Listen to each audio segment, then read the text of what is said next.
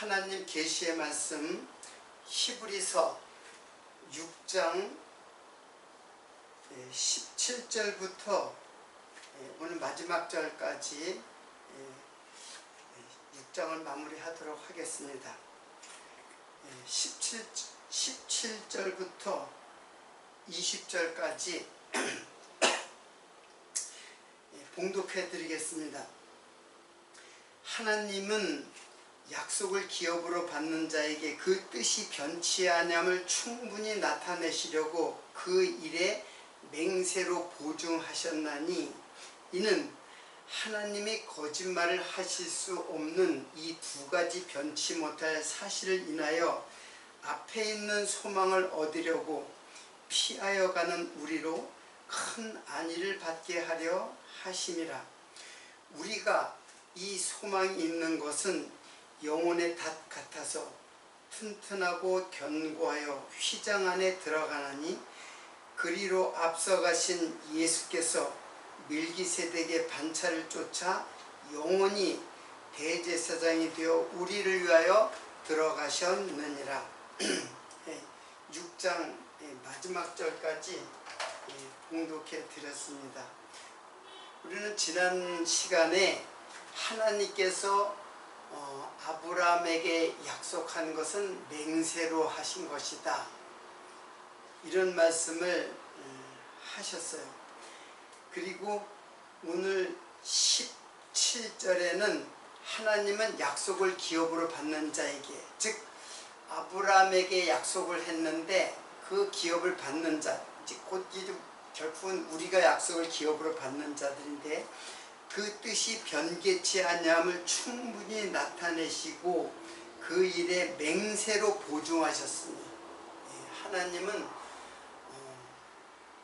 맹세로 완전하게 완성시키는 보증의 말씀이에요.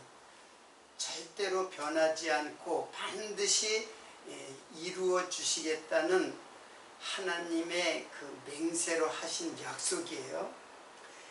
이는 하나님이 거짓말을 하실 수 없는 이 두 가지 변치 못할 사실을 인하여, 자, 여기에 하나님이 거짓말을 하실 수 없는 이 두 가지 변치 못할 사실이 있어요. 자, 하나님의 변치 못할 사실, 이 두 가지가 뭐냐면은, 자, 그게 뭐예요? 첫 번째는 무엇이 사실이에요? 하나님의 맹세로 약속하신 사실, 이게 첫 번째 사실이에요. 그리고 두 번째는 하나님은 거짓말 하실 수 없는 사실이에요. 자, 히브리서 기자는 이 두 가지를 통해서 이 두 가지 사실이 있다는 거예요. 이게 뭐예요? 하나님은 맹세로 약속하셨다. 자, 맹세를 지난 시간에 설명했듯이 하나님은 완전하고 그리고 변함없는 하나님의 약속이에요. 그걸 맹세로 했기 때문에, 맹세라는 말이 완전하다는 뜻이거든요. 그러면 하나님은 그 약속을 반드시 지키겠다고 하는 약속이에요. 자, 그리고 두 번째 사실이 뭐냐면 하나님은 거짓말할 수 없다는 거예요. 자, 이 말은 사실은 하나님의 맹세는 바로 변치 않는 하나님의 속성에서 나와요. 그러니까 하나님은 거짓말을 하실 수 없는 분이죠. 자, 하나님은 거짓말을 못 하시는 분인가, 아니면 거짓말을 안 하시는 분인가, 한번 이런 생각을 한번 해볼 수 있죠. 인간의 입장에서 보면. 자, 하나님은 거짓말을 못 하시는 분인가 안 하시는 분인가? 할 수 있는데 거짓말 할 수 있는데 안 하시는 분인가? 자, 결론을 말씀을 드리겠습니다. 하나님은 거짓말을 할 수 없는 못 하시는 분이에요. 왜? 이거는 하나님의 자신의 속성이에요. 거짓말 할 수 없는 속성을 갖고 있어요. 그러니까는 뭐 할 수 있는데 못하느냐 이런 말들이 필요가 없어요. 하나님은 거짓말을 하실 수 없는, 즉 이 말과 이 말은 사실상 개념은 같은 말이에요. 거짓말을 하실 수 없는, 그렇기 때문에 맹세로 하시는 말씀이에요. 하나님은 변치 않으신 분이에요. 그러니까는 한번 약속하시면은 그거는 언제까지나 맹세로 되어지기 때문에, 그렇기 때문에 하나님의 말씀은 반드시 성취된다고 하는 보증의 말씀이에요. 하나님 자신의 보증의 말씀이에요. 그러니까 이 말과 이 말은 같은 뜻이에요. 굳이 이런 말씀까지 히브리서 기자는 하나님은 거짓말 하실 수 없다. 하나님은 맹세로 하시는 분이기 때문에, 변치 않는 분이시기 때문에 거짓말을 할 수 없는, 즉 거짓말 하실 가능성이 전혀 없는 하나님 자신의 속성이에요. 이거를 변치 않는 속성이고, 이거는 영원한 하나님의 자신의 속성이에요. 영원한 하나님 자신의 속성이에요. 자, 이렇게 확실하게 약속을 하셨다. 누구에게? 아브라함에게. 자, 아브라함에게 하신 약속은, 이것은 곧 아브라함의 자손의 기업을 이을 자, 상속받을 자, 상속이에요. 상속받을 자에게는 무엇이 되냐면 이게 믿음이 돼요.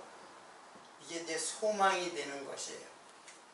아브라함에게 약속한 것, 이거는 즉 성도에게 믿음을 주는 그런 말씀이에요.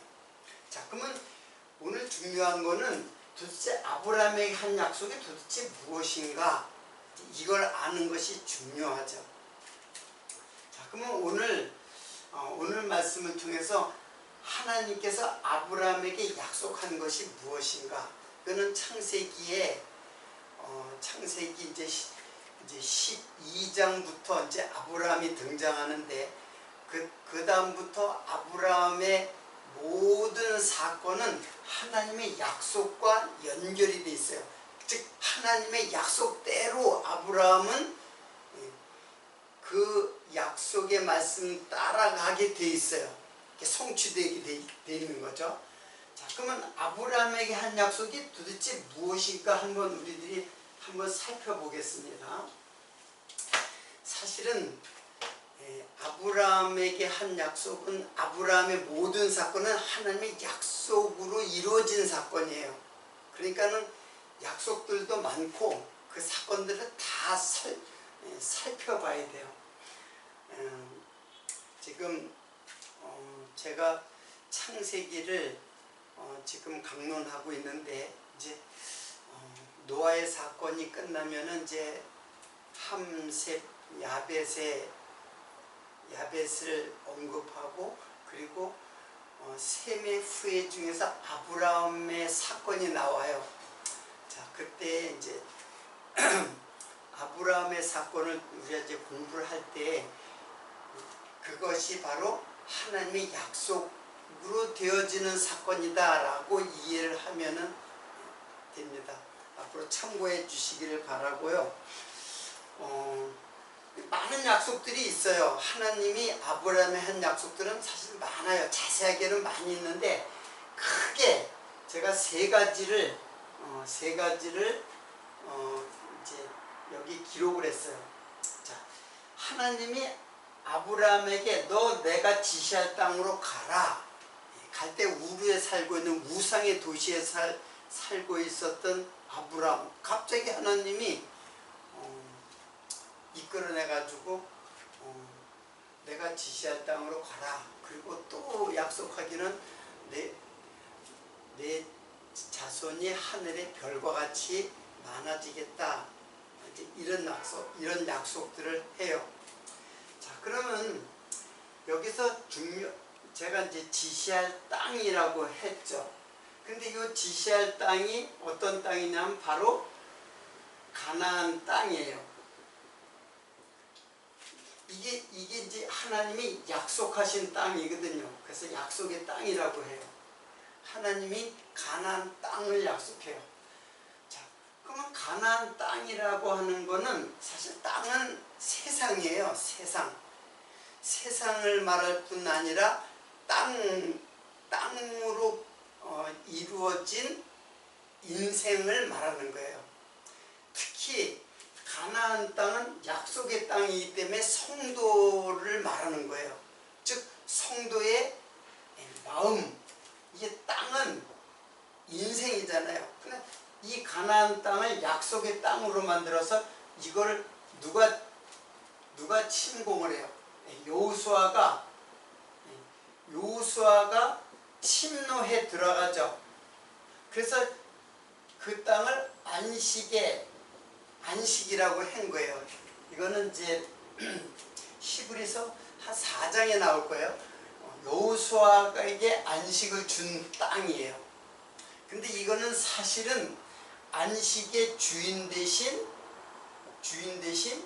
예수 그리스도를 설명하기 위해서 가나안 땅을 이야기한 거예요. 구약의 가나안 땅은 예수 그리스도를 약속하는 거예요. 한마디로. 즉 가나안 어둠의 이 땅인 나를 약속을 해요. 누구를 약속했냐면 바로 여호수아가 침노해 들어오는 것은 바로 예수의 말씀이 내 어두운 땅으로 들어오는 거예요. 그래서 나를 안식의 땅으로 만드는 거예요. 그러니까 그 하나님이 약속한 거는 결국 누구냐면 바로 예수 그리스도예요. 내 마음속에, 내 어두운 마음속에 들어오실 예수 그리스도의 말씀으로 내 마음에 씨로 떨어질 하나님의 나라. 이게 결국 예수를 지시하는 거예요. 그 약속. 그리고 또 이런 약속도 해요. 사라에게 이런 약속을 해요. 요 말씀을 제가 읽지를 않았는데 한번 읽겠습니다. 여호와께서 아브라함에게 이르시되 너는 너의 본토 친척 아비집을 떠나 내가 네게 지시할 땅으로 가라. 내가 너로 큰 민족을 이루고 네게 복을 주어 네 이름을 창대케 하리니 너는 복의 근원이 될지라. 너를 축복하는 자에게는 내가 복을 내리고 너를 저주한 자에게는 내가 저주하리니 땅의 모든 족속이 너를 인하여 복을 얻을 것이니라. 그래서 땅을 약속하고 그리고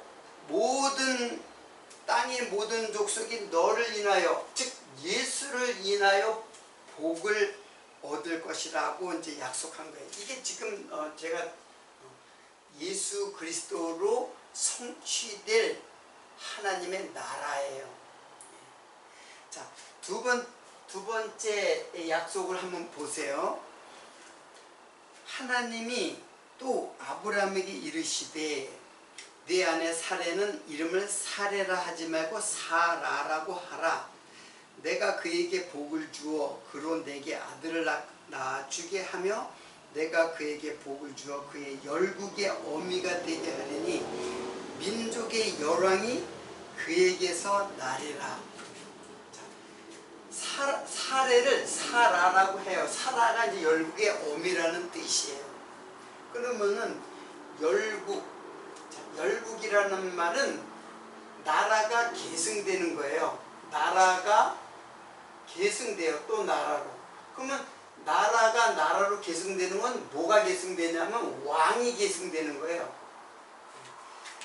왕이 죽고 다음 왕이 계속 계승되는 거예요. 이게 이제 그래서 열국의 어미가 됐다. 그러니까 왕을 낳는 어미예요. 그래서 이게 계속되면은 이게 어디까지 가냐면 바로 예수 그리스도 왕중의 왕된 예수 그리스도를 지금 약속하는 거예요. 이게 지금 아브라함에게 내 아내 사례를 사라라고 이름을 고쳐라. 열국의 어미라는 이름으로 고쳐라. 이거는 열 왕들이 내게서 그래서 예수님이 여자의 후손으로 오시는 거예요. 약속이에요. 결국 누구를 말하냐면 예수를 말하는 거예요. 여기도 예수를 약속하는 거고 여기도 예수를 약속하는 거예요. 자, 또 한 가지 약속을 한번 더 보겠습니다. 창세기 21장 12절이에요. 하나님이 아브라함에게 이르시되 내 아내나 내 여종을 위하여 근심치 말고 사라가 내게 이른 말을 다 들으라. 이삭에게서 나는 자라야 내 씨라 칭할 것임이니라. 자, 이삭에게서 난 자가 내 씨다. 자, 아브라함이 아들을 낳죠. 자, 씨라는 거는 씨는 이거 제라예요. 제라. 근데 이거는 씨도 되고 자손도 돼요. 씨라는 말도 제라고 자손이라는 말도 제라예요. 창세기에 씨 가진 열매 맺는 나무, 씨 맺는 채소, 이런 말들 씨는 이게 제라인데 이게 단순히 식물의 그 씨를 비유로 해서 예수 그리스도를 말씀하는 거예요. 그 창세기 1장의 내용도. 그리고 아브라함에게는 그 제라라는 말이 다 자손으로 번역을 하게 된 거예요. 자, 그러니까는 근데 그 씨라고 하는 게 이삭이에요. 이삭이 바로 하나님께서 약속하신 자녀예요. 자손이에요. 자, 그러니까는 하나님이 이삭에게서 나는 자라야 내 씨라 칭하리라. 근데 아브라함이 이삭을 낳기 전에 먼저 누구를 낳느냐? 잘 알다시피 누구를 낳아요? 사라의 몸종인 하갈에게서, 누구를 낳냐면 이스마엘을 낳아요. 그래서 이스마엘을 먼저 낳는데 아브라함 보고 이스마엘은 네 씨 아니다. 네 씨 아니야. 이삭에게서, 즉 나중에 사라에게서 이삭이 나오게 되는데 이삭이 바로 내 씨다. 이건 내 씨 아니다 라고 하는 거예요. 우리가 여기에 히브리서 6장 15절에 이런 말씀이 있어요. 저가 이같이 오래 참아 약속을 받았느니라. 여기서 저가 하면은 이건 아브라함이 이같이 오래 참아 약속을 받았느니라. 이렇게 지금 기록되어 있는데 저가라는 말은 여기서 아브라함을 의미하는 것 같잖아요. 근데 여기서 저가라는 말은 후토라고 그랬어요. 후토. 그럼 후토가 뭐냐면은 저가 이같이 요것을 후토라고 이제 헬라 말로 후토인데, 이 말은 후토라는 말은 이게 이같이예요. 이같이, 이와 같은 방법으로, 이런 뜻이에요. 그러니까는 저가라는 말은 없어요. 저가라는 말은 없어. 지금 아브라함을 말하는 게 아니야. 그러니까 아브라함이 뭐 오래 참아 약속을 받았다.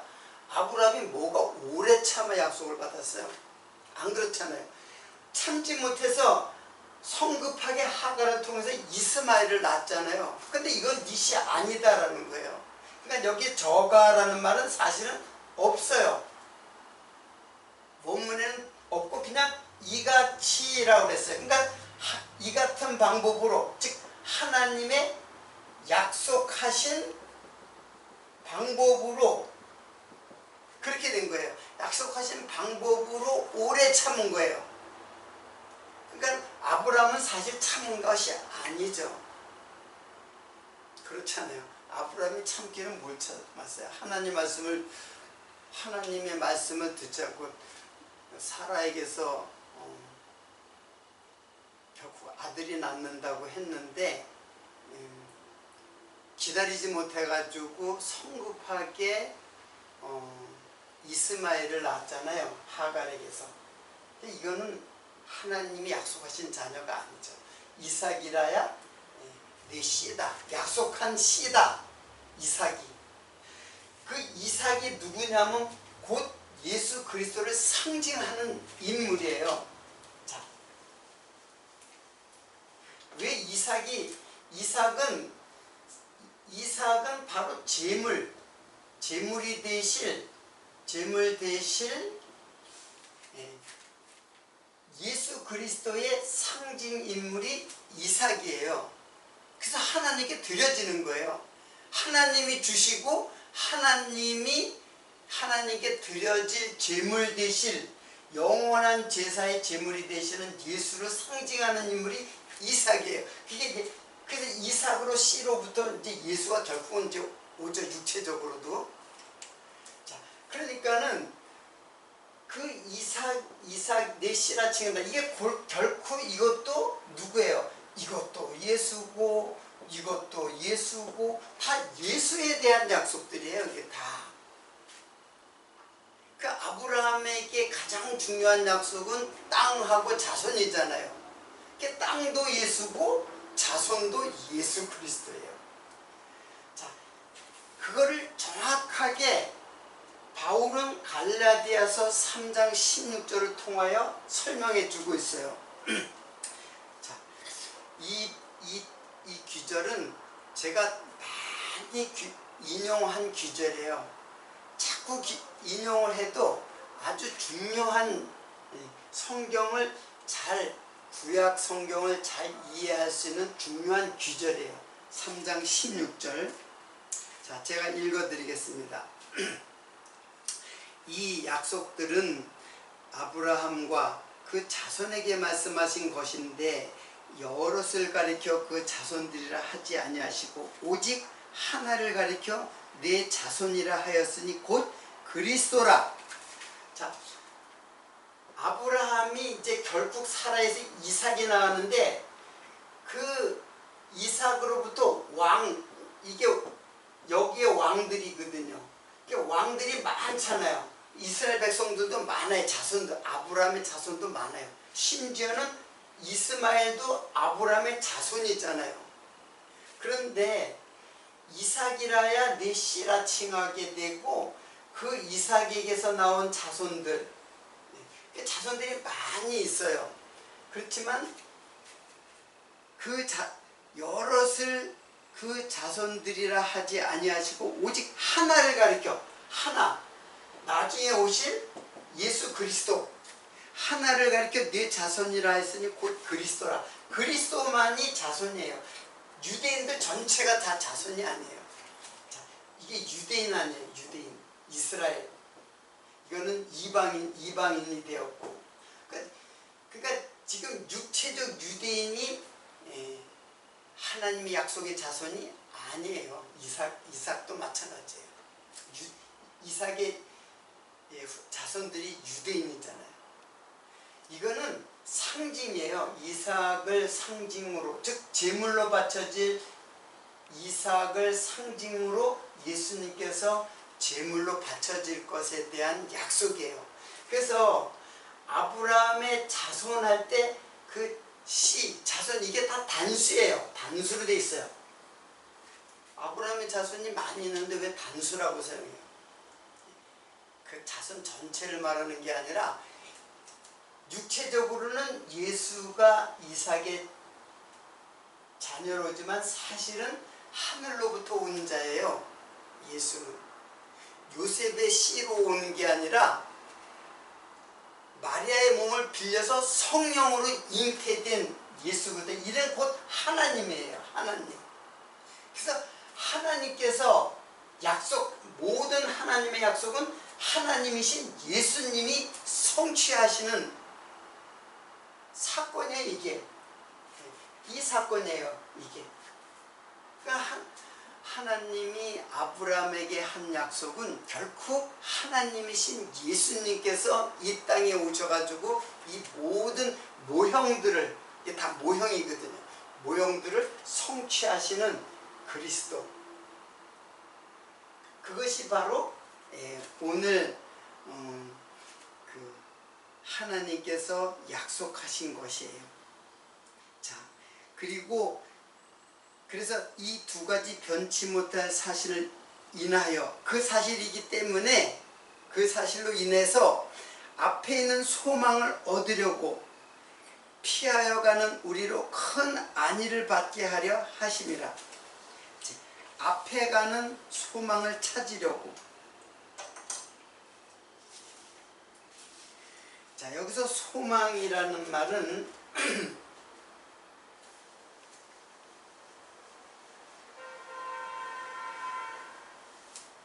자, 여기서 소망, 요거는 엘피스예요. 이거는 기대, 그리고 확신, 소망, 이렇게 번역이 되는 거예요. 자, 너무나 분명하죠.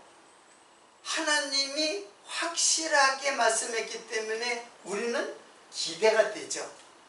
어떤 거짓말쟁이가 내가 내일 너한테 큰 선물 줄게, 암만 거짓말쟁이가 한 얘기는 기대할 수 없죠. 확신이 안 되기 때문에 그런 거잖아. 근데 누가 우리들에게 소망을 줘요? 엘피스를 누가 줘요? 하나님이 주신단 말이에요. 하나님이 주시는 소망은 그거는 바로 그대로 믿음이 되는 거예요. 하나님을 믿기 때문에 소망을 얻는 거예요. 그렇잖아요. 그래서 믿음과 소망은 그냥 거의 직결되는 개념이에요. 믿음과 소망은 그냥 거의 직결되는 거예요. 그래서 예수가 오니까는 그 믿음이 성취되잖아요. 소망도 성취되는 거. 그래서 믿음, 소망, 사랑, 그랬죠. 그래서 믿음과 소망은 다 성취돼가지고, 성취됐는 거는 필요가 없어지는 거죠. 오직 예수 그리스도에 대한 사랑만 남아있는 거예요. 예수 그리스도의 사랑이 내 마음속에 가득한 거예요.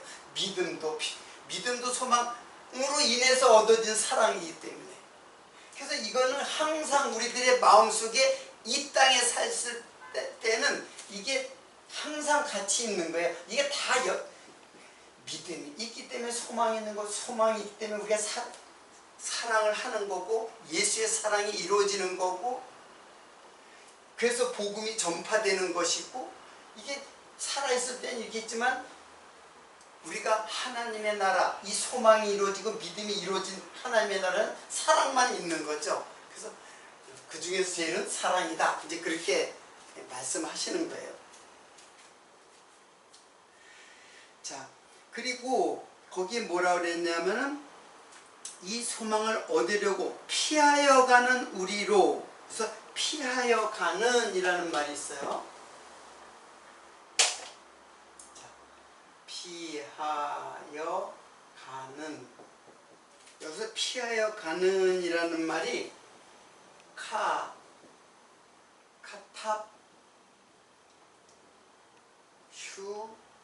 휴고예요.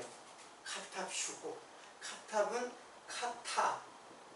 카타와 푸휴고 플러스 푸휴고의 합성어예요. 카타는 뭐뭇 안으로. 요거는 도망가다, 피하다, 이제 그런 뜻이에요. 자, 그러니까는 예수 밖에는 소망이 없죠. 약속의 소망이, 하나님의 약속인 예수 안에 소망이 있는 거예요. 그러니까는 예수 안으로 도망가고 피해야 돼요. 그렇지 않으면 소망이 없어요, 우리에게. 자, 그러니까 예수 안으로 도망하고 피하는 것. 여러분, 구약에 보면 율법에 의해서 살인자로 기소가 되면은 율법이 그 사람을 잡으면은 이렇게 고소하는 자, 즉 죽임을 당해서 그 피해자의 유족이 그 살인자를 잡으면 죽게 돼 있어요. 살인을 했기 때문에 이는 이로, 눈은 눈으로, 살인은 살인으로 갚아야 돼요. 그런데 살인한 자가 어디로 도망가냐 하면은 도피성이라는 게 있어요. 도피성을 6개를 이스라엘 요단강 동편에 3개, 요단강 서편에 3개, 그래서 6개를 갖다가 도피성을 만들어요. 그래서 이혼에 딱 들어가면은 살인한 죄인이 마음의 편함을 얻을 수 있어요. 아, 이제 살았구나. 왜? 그 도피성 안에까지 들어오지 못하거든요. 도피성 안에 들어오면은 안 돼요. 자, 그 도피성 안에 들어오면은 여기서 사는 거예요. 그럼 도피성 안에서도 이제 사람이 살아가는 거예요. 바깥에 나가면 그 고소한 자가 이제 잡아서 죽이니까는 율법이 이제 죽이는 거니까. 그러니까 이 도피성 안에 들어가면 편하게 살 수 있어요. 근데 언제 나올 수 있느냐면은 그 제사장, 그때 대제사장이 죽으면은, 그러면 도피성에서 나올 수가 있어요. 제사장이 죽으면. 자, 이 도피성은 곧 누구를 말하는 걸까요? 이거는 바로 예수 그리스도 안이죠. 예수 그리스도 안으로 도망을 가야 돼요. 예수 그리스도 안으로 도망가고 이 안으로 피난을 가야 돼요. 그게 도피성이에요. 구약의 도피성. 즉 예수 그리스도를 상징하는 그 도피성을 만들었던 거예요. 이스라엘에. 자, 그러니까 예수 그리스도 안에 들어가면 마음에 평안을 얻을 수 있죠. 죄인이지만. 그리고 도피성에서 나올 때는 언제 나오냐면 제사장, 그해 대제사장이 죽으면은, 도피성에서 나올 수가 있어요. 도피성에서 나올 수가 있는데, 그때는 예수 그리스도가 죽으면은 영원히 하나님의 나라에 간다고 하는 것에 대한 상징적인 사건이에요, 이게. 그래서 피하여 가는 이라고 했는데, 이거는 뭐냐면 뭐뭇 안으로 도망가는 그런 뜻이에요. 뭐뭇 안으로 도망가는, 그러니까 예수 안으로 도망가고 피하는 것에 대한 상징을, 즉 카타퓨고라는 말이에요. 자, 그리고 오늘 가장 중요한 내용은 바로 거기에 보면은 우리가 이 소망이 있는 것은 영혼의 닷 같아서 튼튼하고 견고하여 휘장 안에 들어가나니. 자, 그래서 영혼의 닷이라는 말이 오늘 이제 나오죠.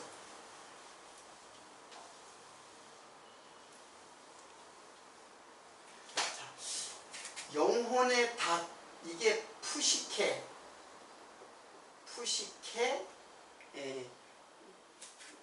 앙퀴라 앙퀴라예요. 푸시케, 앙퀴라. 근데 이제 푸시케를 영혼이라고 이제 번역했는데 이거는 영이 아니라 혼이에요. 혼. 영은 하나님이에요. 혼은 이거는 육체의 몸이 바로 혼이에요. 정신, 덕. 그러니까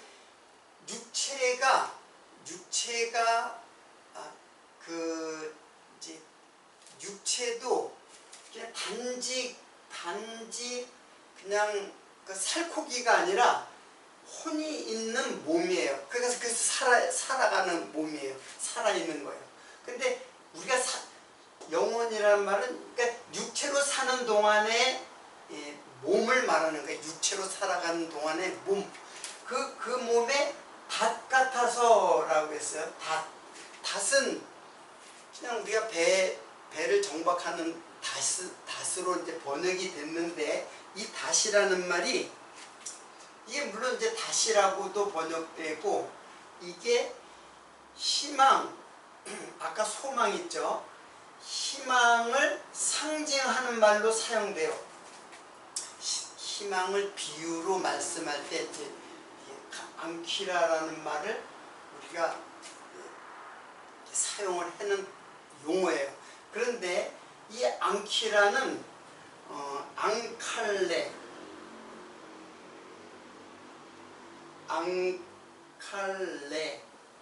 앙칼레에서 유래된 말이에요. 앙칼레에서 유래된 말인데 이 앙칼레가 뭐냐면 바로 낚시예요. 낚시의 갈고리를 앙칼레라고 해요. 그래서 뭐 구부러진 것 이제 그런 뜻인데 한마디로 낚시의 갈고리를 앙칼레라고 하는데 거기에서 닷이라는 단어가 유래된 말이에요. 자, 그러면 여러분들 이 말 가지고는 사실은 이 정확한 뜻을 이해할 수가 없어요. 이 말을 이해를 해야지만 되는데, 자, 이거는 뭐냐면은 바다에 물고기들이 살죠. 성경에는 이제 바다의 물고기들을 갖다가 하나님이 창조했어요. 그러면 이 바다는 무엇이고 물고기는 무엇인가? 이 바다는 그냥 세상을 말하는 거예요. 세상. 그리고 요거는 인생. 그리고 이 세상, 이 바다는 저주받은 바다를 상징해요. 바다는 항상 저주의 바다에 빠져 죽는 거예요. 그런데 바다에 사는 물고기가 바다에 사는, 세상에 사는 인생인데 바다에서 자유스럽게 바다에서 헤엄치고 살아가죠.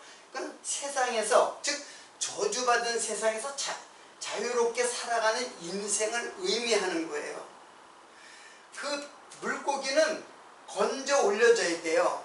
그래서 자유롭게 자기 마음대로 살아가는 것은 저주받은 세상에서 살아가는 인생이에요. 그래서 결국 저주받은 어둠의 곳으로 갈 수밖에 없는 인생의 운명을 말하는 거예요. 그건 건져져야 돼요. 누가? 어부가 낚시로 건져내야 돼요. 그래서 마태복음 4장 19절에 보면은 예수님께서 베드로에게 말씀하시되 나를 따라오너라 내가 너희로 사람을 낚는 어부가 되게 하리라. 사람을 낚는 어부. 그러니까 바다에 물고기를 낚는 어부가 되건 하나의 비유로 말씀하시고 사실은 세상의 인생들을 낚아 올리는 어부가 되게 하리라. 뭐예요? 이게 뭐예요? 이게 바로 이게서 끌려 올려가는 것이 바로 성도예요. 성도. 그리고 마음대로 지멋대로 자유롭게 편안하게 세상에서 살아가는 존재가 모든 인생이에요. 짐승과 같은 인생이에요. 그런데 여기서 끌려 올려가야, 그래야지만 이 물고기는 뭐가 되냐면 양식이 될 수 있어요. 어부의 양식이 되는 거예요. 엄밀히 말하면 베드로 보고 어부가 되게 하겠다 했지만 사실은 하나님이 끌어올리시고 예수가 말씀으로 성도를 낚는 거예요. 그러니까 낚여줘야 돼요. 그러면 물고기가 물에서 낚여져 물 바깥으로 나오면은 물고기는 죽죠. 죽을 수밖에 없죠. 그래야지만 양식이 되는 거예요. 여러분, 오병, 이어, 이게 5개의 떡과 물고기 2마리 이렇게 했죠. 이게 양식이에요. 양식. 성도가 먹을 양식이기도 하고. 그러니까는 성도는 이게 사실은 성도가 먹을 양식이지만 사실은 먼저 제물이 되는 양식이, 이건 제물이에요. 제물. 자, 여기 오병은 보리떡 5개, 보리떡. 이거는 가난한 여인의 그 제사의 제물로, 돈이 없으니까는 보리떡을 찧어가지고 그걸 떡으로 만들어가지고 제물로 드리는 거예요. 그걸 상징하는 거예요. 그리고 물고기 2마리. 이것도 제물이에요. 그러니까 양식이 이기 전에 제물이에요. 제물. 그 양식과 제물은 같아요. 부정한 거는 제물로 드릴 수 없죠. 부정한 건 먹을 수 없다는 거예요. 그러니까 이게 양식이 되는 거예요. 첫 번째는 하나님의 양식이에요. 제물은 하나님의 양식이에요. 그리고 우리들의 양식이죠. 그럼 이게 누구예요? 이게 예수 그리스도잖아요. 바로 예수가 바로 우리들의 영혼의 이게 소망을 상징한다 그랬죠. 결국 이것도 누구예요? 예수 그리스도예요. 예수 그리스도로 말미암아 우리의 영혼은 끌려 올라가서 소망이 있는 거예요. 예수에게 의해서 제물로 죽어야 될 인생이에요. 그래서 너희를 하나님이 기뻐하시는 산 제사의 제물이 되라고 하는 거예요. 산 제사가 되라, 산 제물이 되라는 거예요. 이게 진짜로 구약의 제사는 다 죽잖아요. 근데 하나님이 마지막에 너희 몸을 하나님이 기뻐하시는 산 제사의 제물로 드리라고 하는 것은 바로 이거예요. 그래서 이 몸은 그냥 죽어야 돼요. 이 몸은. 그래야지만 영원히 하나님의 나라로 이끌려가는 인생이 되는 거예요.